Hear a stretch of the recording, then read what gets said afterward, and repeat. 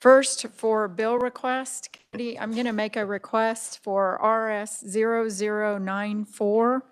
It is basically that once you pay your fee for BOTA to contest your property taxes, that fee holds until you have that hearing, that you don't have to continue to pay that fee annually. Any questions? Any objections? Seeing none, we'll make the request. William, you had a bill request? Good morning, Madam Chair. William Wilk on behalf of the Kansas Chamber of Commerce, here to request RS 1227, a bill to lower personal and corporate income tax rates utilizing a growth trigger. Committee, any questions? Any objection? Seeing none, we'll make the request. Thank you. And committee, I will,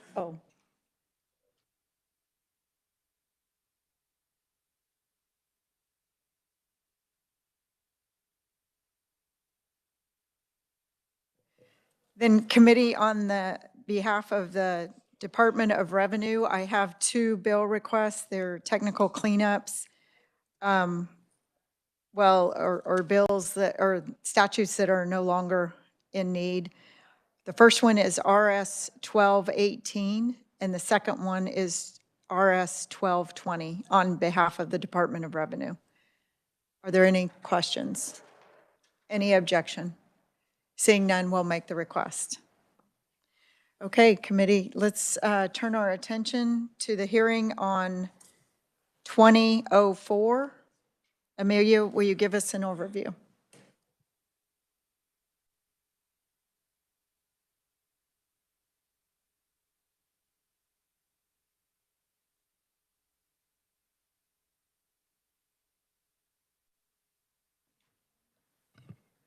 Good morning, Madam Chair, members of the committee. House Bill number 2004 relates to sales and compensating use tax and provides countywide retailer sales tax authority for Seward County. The bill would provide Seward County the authority to submit a proposition to its electors to impose a countywide retailer sales tax at the rate of 0.5%, and pledging the revenue received for the purpose of financing the costs of roadway and bridge construction, maintenance, and improvement. The tax would expire after 10 years, and subsequent elections could reauthorize the tax for additional 10-year periods. Revenues generated by the tax would be retained by the county and expended only for the purposes pledged. The bill would take effect from and after publication in the statute book. And for your information, the bill passed the House on January 31st of 2025 on a vote of 116-1. And I'd be happy to stand for questions. Thank you, Amelia. Committee, any questions? Senator Peck. Thank you, Madam Chairman. I understand this bill fairly straightforward. However, in just looking through the bill, have we as a legislature or revisers looked at statute? I see some things in here, it's like, that we don't need that in statute anymore. It's expired. I'm seeing an election for Montgomery County held in 1994, and Montgomery County hasn't had a sales tax in many, many years. So I just don't see why that would still be in statute. Have we looked at cleaning up this provisions? I'm not sure we've looked at cleaning up this particular statute. If there was a request to do so, we could take a look at that. Thank you. Any other questions? Seeing none, thank you, Amelia. Committee, our first conferee is Representative Shannon Francis. Welcome to the Tax Committee. Thank you, Madam Chair and members of the committee. I won't go over it too much. It is, well, I don't want to say it's a simple bill, but a relatively simple bill. I'm a resident of Seward County, and this just gives the residents of the electors of our county the opportunity to make this decision if they so choose. I would like to talk just a little bit about why this bill, the county commission thinks this bill is necessary. As all of you know, the cities and counties receive a portion of their funding for roads and bridges from the special state city county highway fund that is funded by a fuel tax, and then the cities and the counties divvy up 1/3 of that. that revenue source has been basically flat for the last 20 years since we last increased state fuels tax. Cars get more and more fuel efficient. And, we have EVs coming on board. So with that being said, people drive more miles. There's been changes in technologies. Combines are bigger. Basically that funding source just has not kept up with inflation.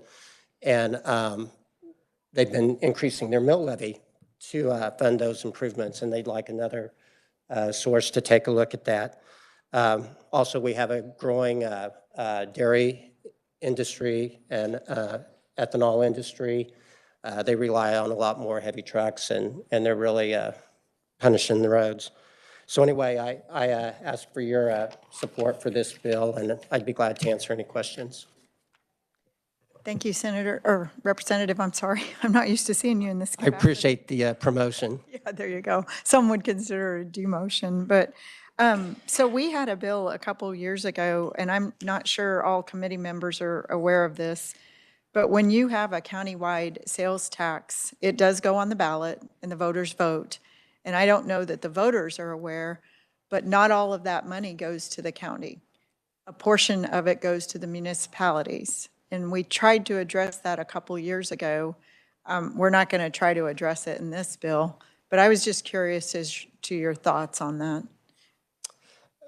No, it's my understanding that this bill, all of that money will go to the county because of the way it's written, because it's a supplemental sales tax. Okay, The let's revisor may wanna- double check on that because I think you're correct. And if you are, then you solved a problem that other counties don't realize they have.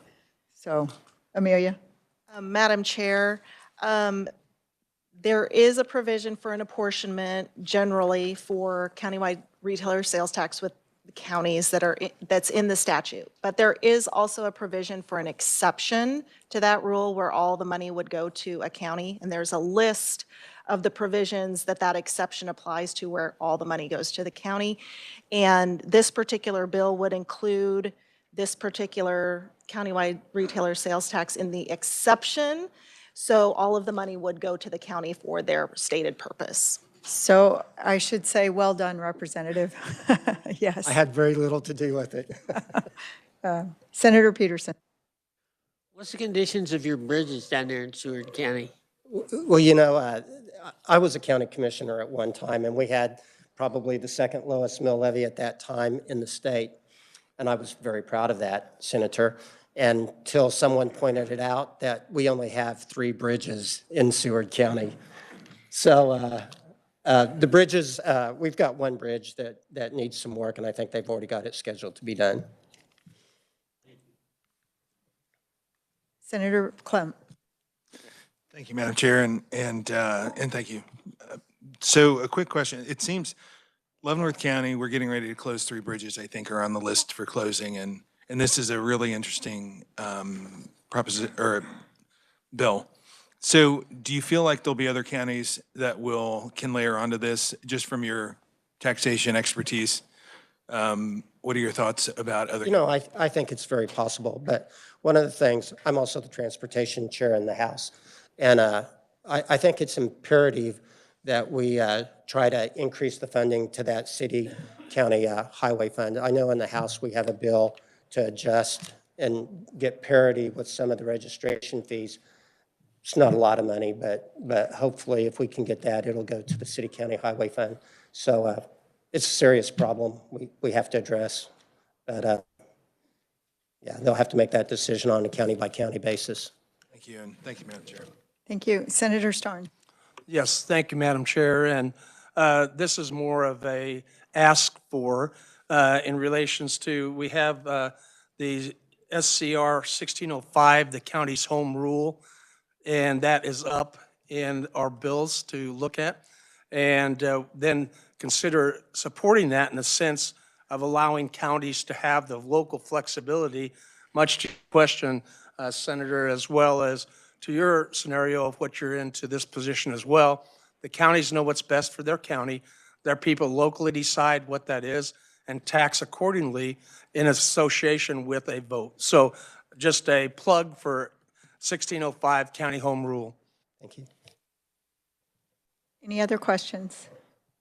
Representative, from what I'm hearing, would you be object to an amendment to the bill that did include one or two more counties that needed this? Not at all. Okay, I think it's a great thing when the people of a county can make their own decisions, so, yeah. okay, thank you.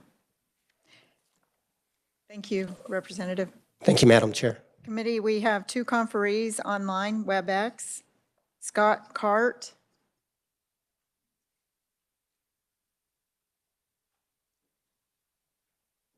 Is Scott available online?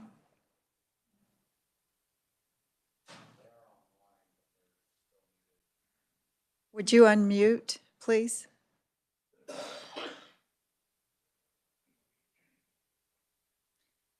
So our two online conferees are in the same room together, so if they're having technical difficulty, we will not be able to hear from April Warden or Scott Cart.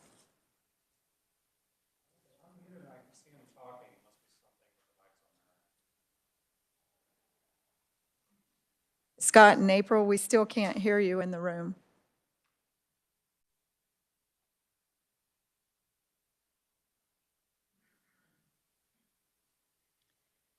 Well, committee,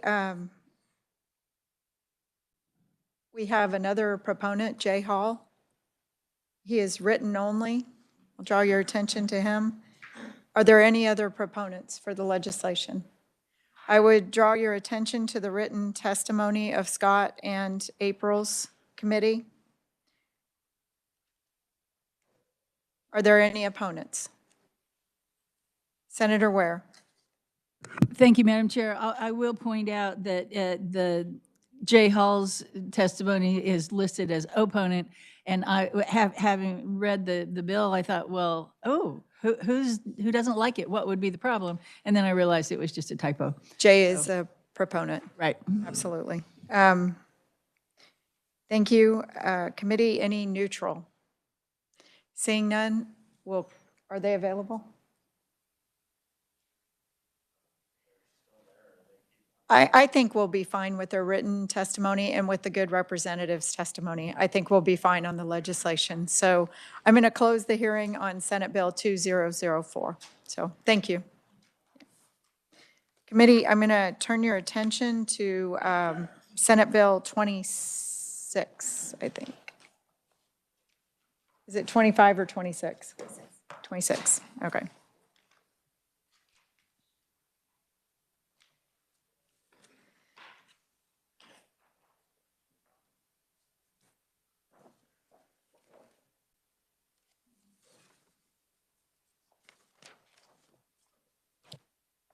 We don't have information. Apparently, there's still a disconnect between the insurance commissioner and the Department of Budgets. We're waiting on information on that. So we're not able to work that bill today, but we are going to work the sales tax exemption for bowling. Amelia? Madam Chair, members of the committee, Senate Bill number 26 would provide a sales tax exemption for certain purchases by bowling centers. It would provide a new subsection quadruple X at the end of 793606. And I'd be happy to answer any questions. Committee, any questions? Senator Clem.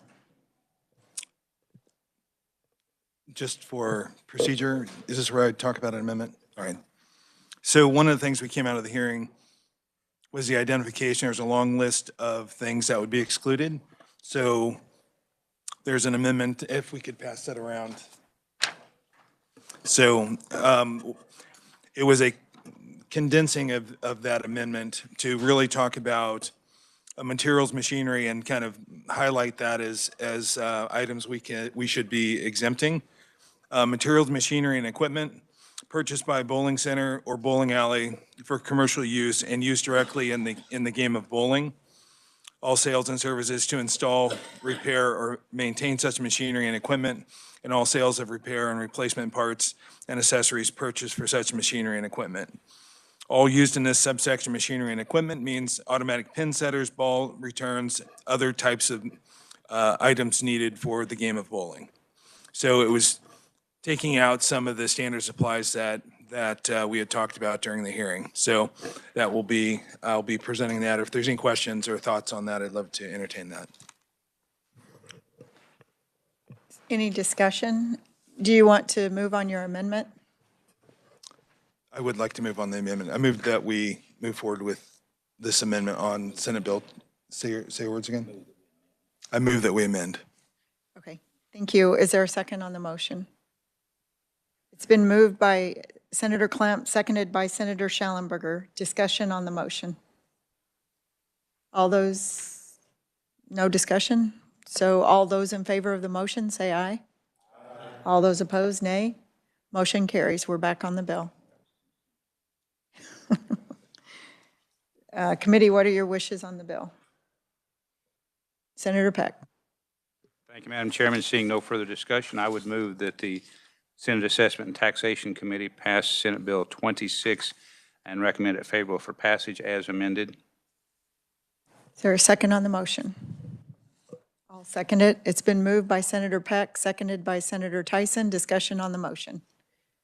Seeing none, all those in favor say aye. Oh, Senator Ware. Thank you, Madam Chair. I guess I have the same reservations I had the first time around, is that why are we picking one specific little industry and saying, sure, here's a benefit to you?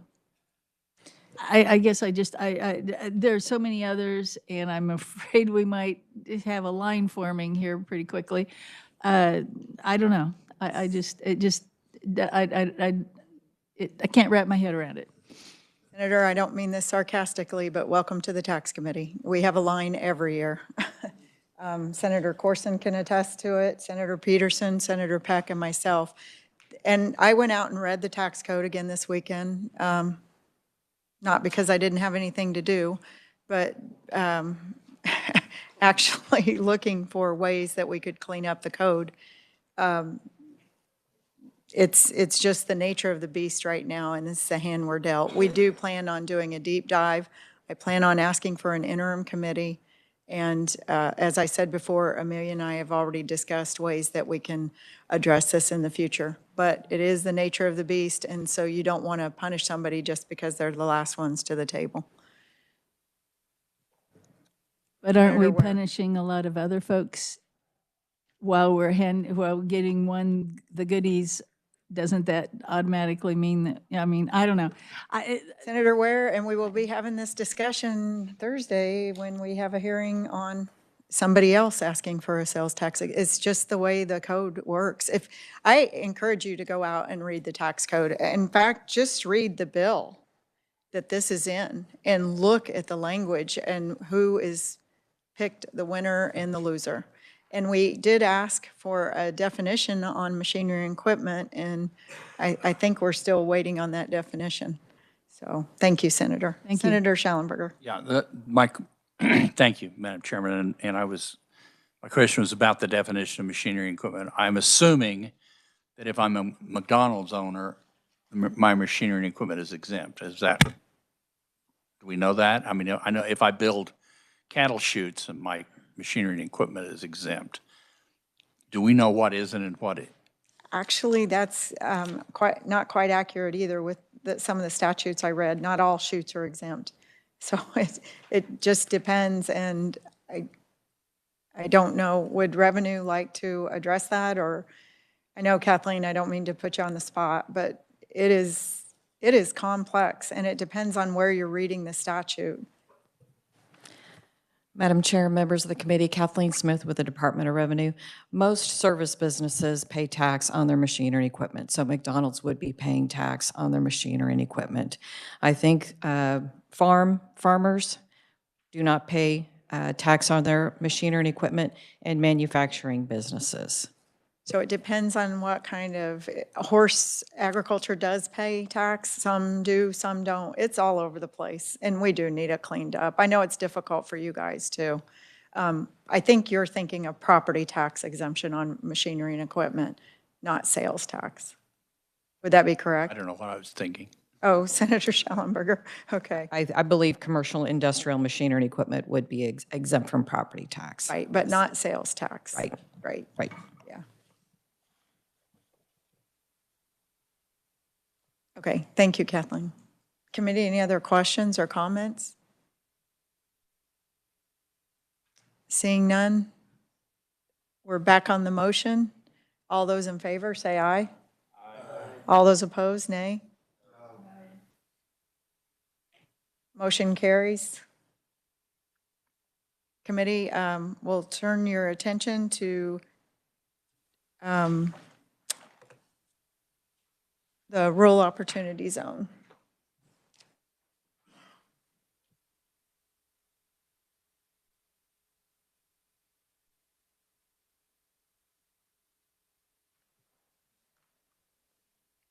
Madam Chair, Senate Bill number 69 relates to rural opportunity zones and would extend by 5 years the time period for eligibility for the student loan repayment program and the income tax credit. Currently, the income tax credit, I believe, ends in 2026, and it would be extended to 2031. Thank you, Amelia. Committee, any questions? Senator Klemp. Thank you, Madam Chair. I have two amendments to propose to to the extension to Senate Bill 69. I'll start with one, and we can offer that up for discussion. So one of the things we learned in the hearing was the goal is to drive folks from other states or just states or counties that are not opportunity zones. The goal is to drive people into those rural opportunity zones. As I was thinking about that, I'm not sure we should exclude large cities within that are, or rural, or counties that are not currently opportunity zones.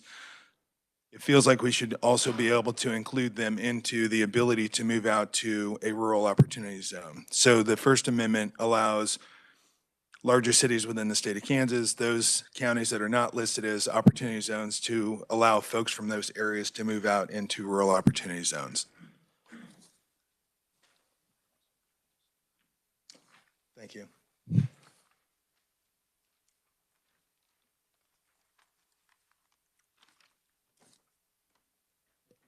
So committee, I don't plan on passing this out today, but I did want to take a look at it, of what the amendments we're looking at.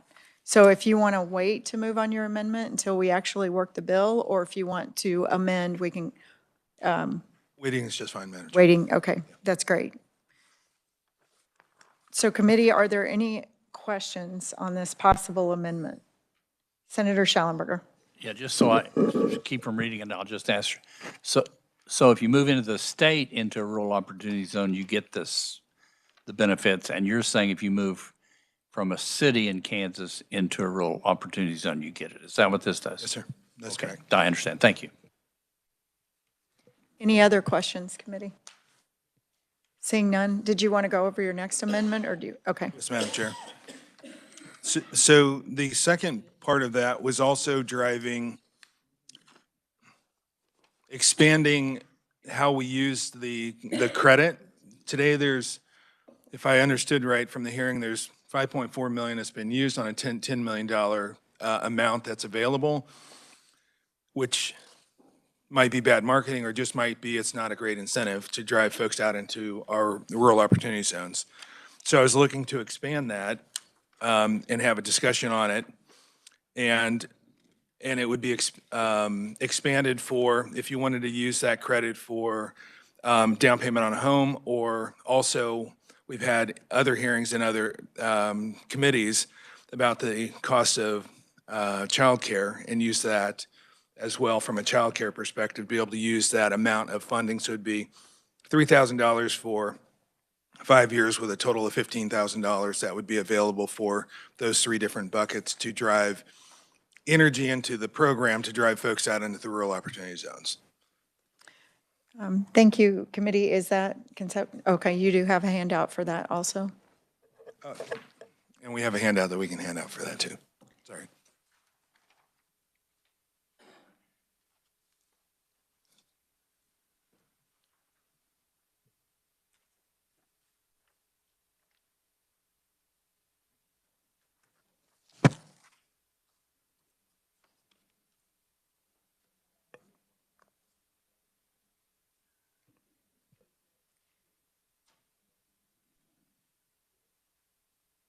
Committee, any questions on this?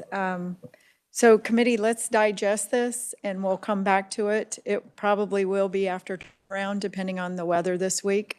But if we do have an opportunity this week, I would like to move on it. We do have another item on the agenda today, so I'm going to turn our attention to it. But I thank you, Senator Klemp, for your work, and we'll, again, turn our attention to legislative post-audit presentations, and then committee be prepared to work the rural opportunity zone at our next available time. So yes, welcome to the tax committee. And you guys, I know I've been reading these audits ever since I've come to the legislature. It's good information, and I think it's very helpful and timely for the tax committee to see this. So welcome, Kristen. Thank you, Madam Chair and members of the committee. My name is Kristen Ridinghouse, and I'm the Deputy Director at Legislative Post Audit. And just, I know several of you are familiar with us, but I know there's a few new faces. So for those of you who aren't familiar, we are similar to research and revisor staff in that we are your legislative staffers. And as Madam Chair pointed out, we do report to the Legislative Post Audit Committee, but any legislator can request an audit. And so the two that we're going to talk about today, I'll cover the tax increment financing districts, and my colleague Andy will be talking about the industrial revenue bond property tax exemptions are requested by other legislators as well. And so these are reports that we've released in the last couple of years, and we'll just hit the highlights for you all today. So you should have a copy of, it looks like this, but a report that is about the tax increment financing districts program, or TIF districts. This is an audit that we released this last October, so October of 2024. And in it, we were asked to answer 3 questions. So if you look at page 2 of the report, if you're following along, that's where the questions are listed. So just by way of background, really briefly, because I know you all are familiar, TIF districts are a local tool that cities use. So they can create and administer TIF districts.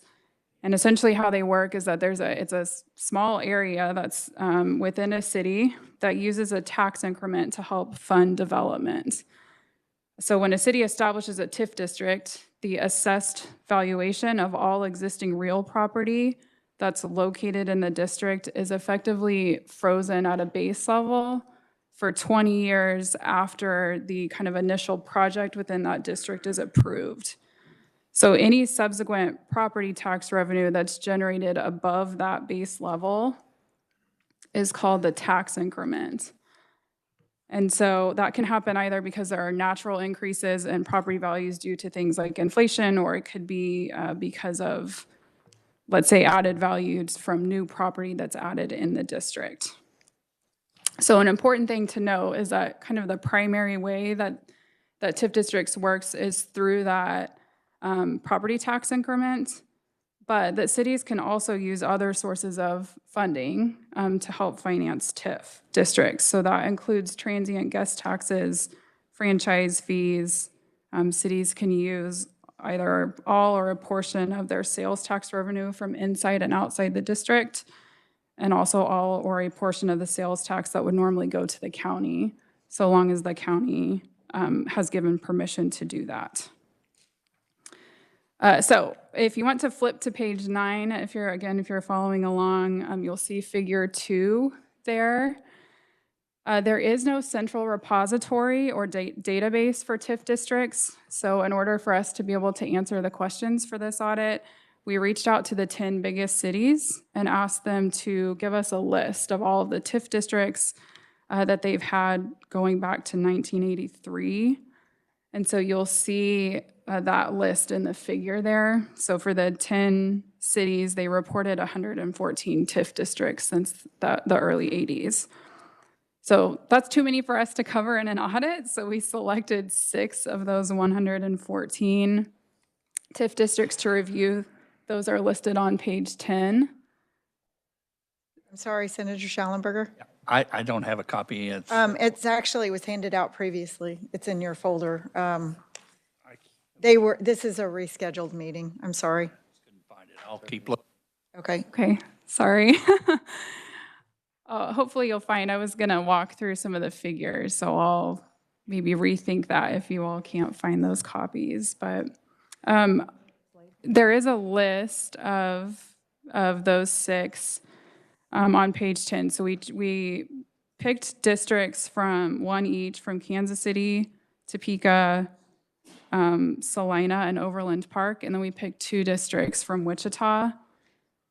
So we did that to try and get a variety of different project types. So TIF districts can be used for a wide variety of things. So we tried to get a mixture there, and then we also tried to choose districts that are fairly old, so that because they last so long, we wanted to choose ones that are long enough that there was data available for at least most of the period.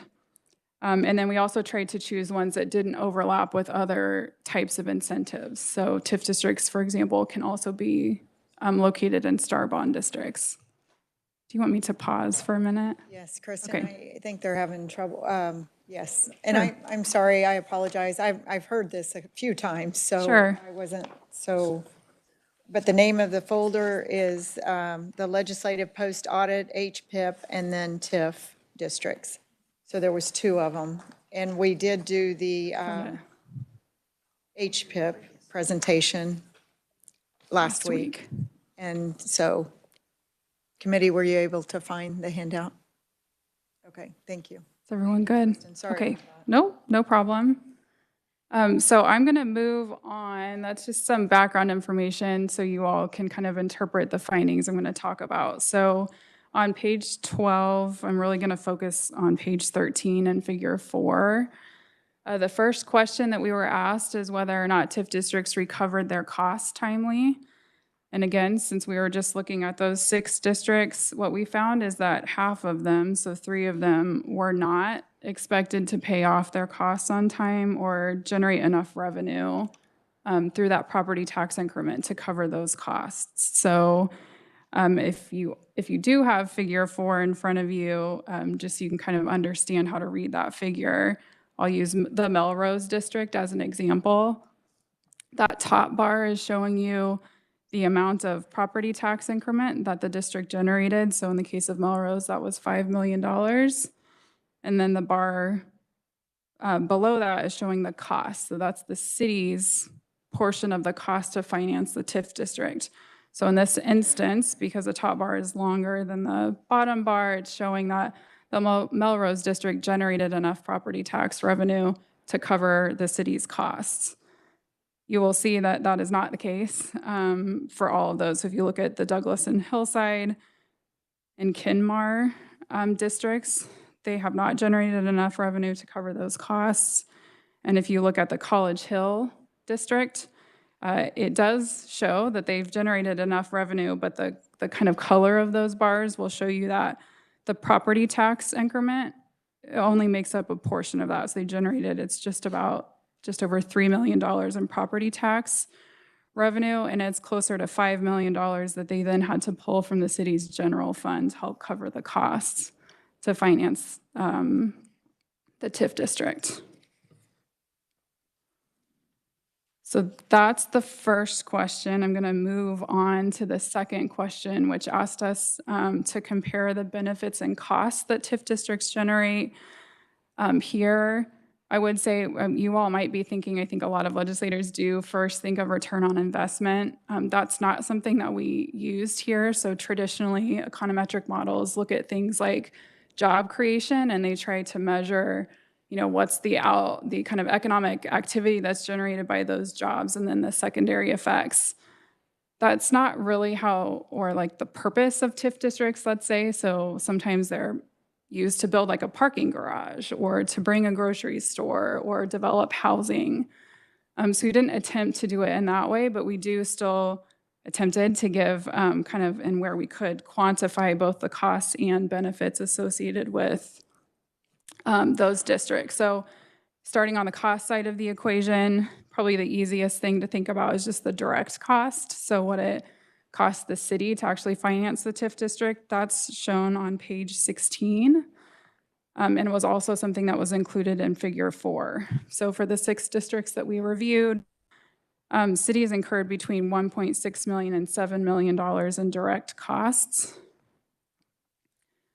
And then in terms of kind of indirect costs, if you want to think about things like, because there's development, it could require things like a new stoplight or additional fire or police presence, things like that. So there's not a lot of data available on those types of things.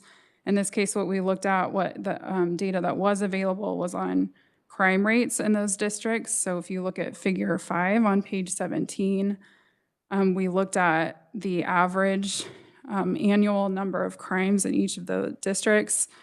And for all but one of those districts, the average number of crimes increased. Again, that's not necessarily just because of the TIF district, but that may have a component of this. So we weren't able to quantify the actual, like, what does that equal in terms of increased police response. But we thought that it made sense to see this sort of pattern because development obviously would be bringing more people to the area and can lead to increased things like shoplifting or theft, which are generally the types of crimes that we're seeing. Moving on to benefits, we did kind of 3 different analyses to look at the benefits that TIF districts create. So one of those, I guess I'll move on to first, is in figure 6 on page 20. And there we looked at, so it's an attempt to kind of quantify the opportunity cost of the district. So we looked at the property value growth and property tax revenue growth within the TIF district compared to what we estimate would have happened if the TIF hadn't occurred. So we used some historical data to kind of project into the future versus what actually happened. And so if you look at this, you'll see that, again, most of the TIF districts we looked at generally experienced property value and tax increases above what would have been expected without TIF development. So again, I'm going to, not to pick on Melrose, but it's the example I'll use because it's at the top of the figure. The way to read that is that the assessed values for the Melrose district, we estimate would have been about $80,000 at the conclusion of that TIF district, but then because of the TIF development, the assessed value was actually $2.6 million. So that's the top portion of that figure. And the bottom portion is showing then that the property tax revenue associated with that increased valuation, we estimate would have been $15,000 without TIF development and was $435,000 with TIF development. So I know this is a mouthful. We also did an analysis looking at, let's see, this one is looking at property value growth within a quarter mile of the TIF district boundaries.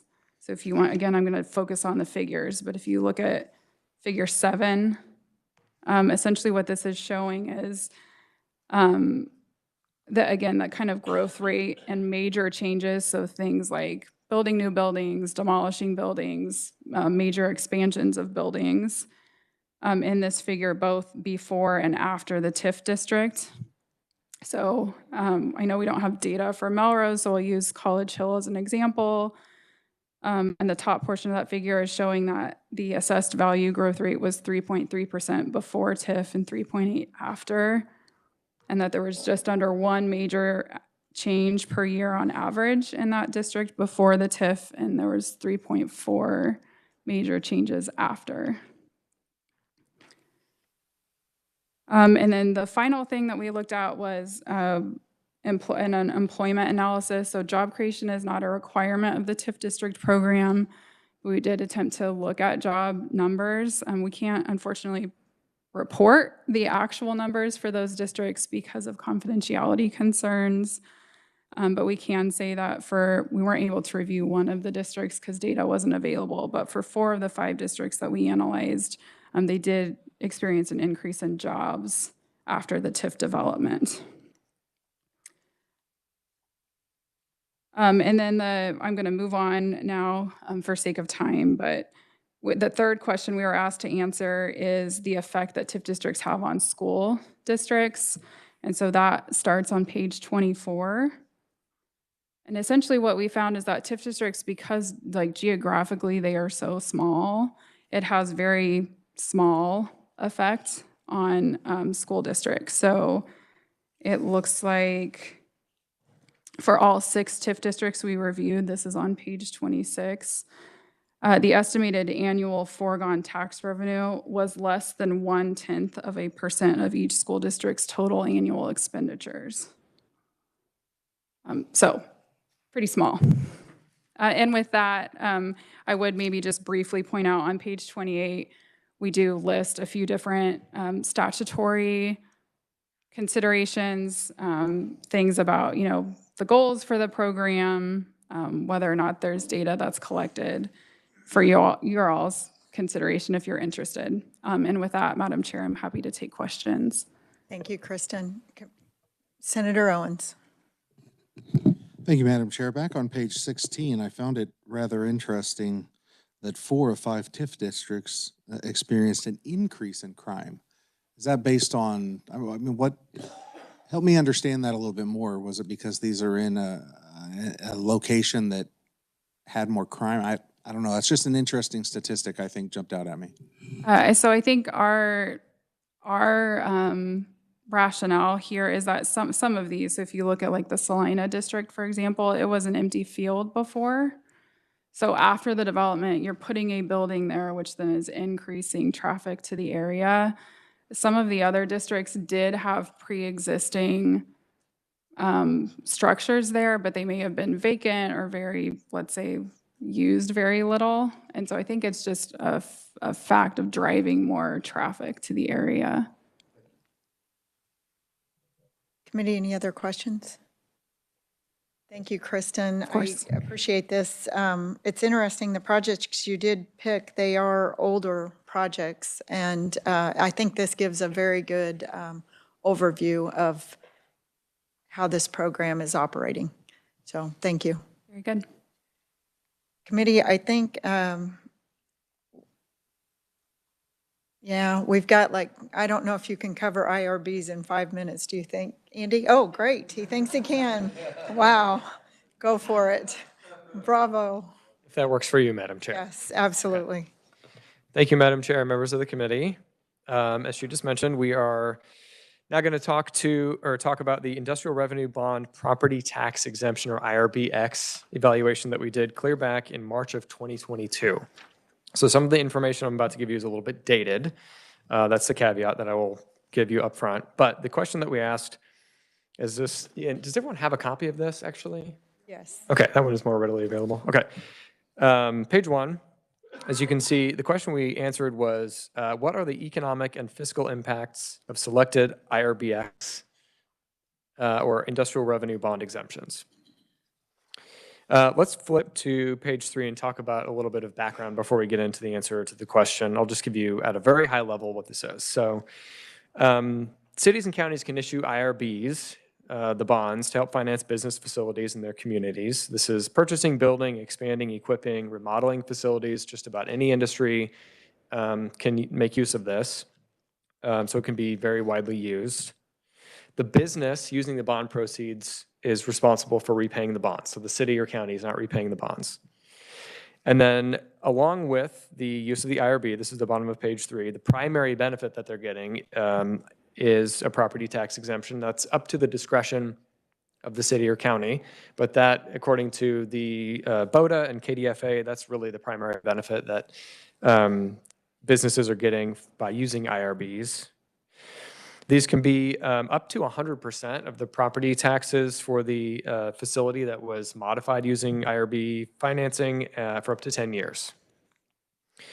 Okay, so we're going to skip down to bottom of page 4, give you a sense of how frequently these are used. You can see during 2005 to 2020, again, slightly dated information, about 640 IRBXs were granted. And we estimated that they reduced statewide property tax revenues by about $100 million per year. If you look at the top of page 5, you'll see a map. And Johnson County in particular stands out as a pretty frequent user of this program, followed by Sedgwick and Wyandotte counties. A lot of counties simply, as you can see there, had one project that had received an IRBX. Okay, let's go to page 6 then and get into the meat of what we did here. So we used an econometric model, a simulation model, to determine the economic and fiscal impacts of a selection of IRBXs. We talk a little bit more about this at the bottom of page 6 and on to page 7. We looked at 8 IRBXs and we looked at them from 2 perspectives. One is the economic activity that the project that received the IRBX may be generating over the course of 30 years. And this is stuff like new jobs, and then the secondary effects that those new workers have on their local economies, like spending more money in their local communities, maybe buying homes and pushing up real estate prices by increasing demand, things like that. And then you can see sort of in the middle of page 7, we also looked at it from a fiscal impact point of view. So this is new tax revenue that may be coming from this activity. So this is, the people who are newly employed paying sales taxes or paying property taxes on their new homes, things like that. And the model that we are using gives us both of these elements of the return from these projects. And if you flip to page 9, you'll see that we estimated that all 8 IRBXs we reviewed will generate positive overall returns, but that none would offset their costs through higher tax revenues. So we have a couple of summary figures, top of page 10, middle of page 11, that go over those 2 elements of the return. The first one, as I said, is economic activity. This is the private sector economic activity that comes from the new jobs. This is figure 3. You'll see that 7 of the 8 we modeled could return more than $1 per dollar spent in private sector economic activity. You can see the 8 projects that we looked at in figure 3, 7 of them, this is General Motors down through AGCO.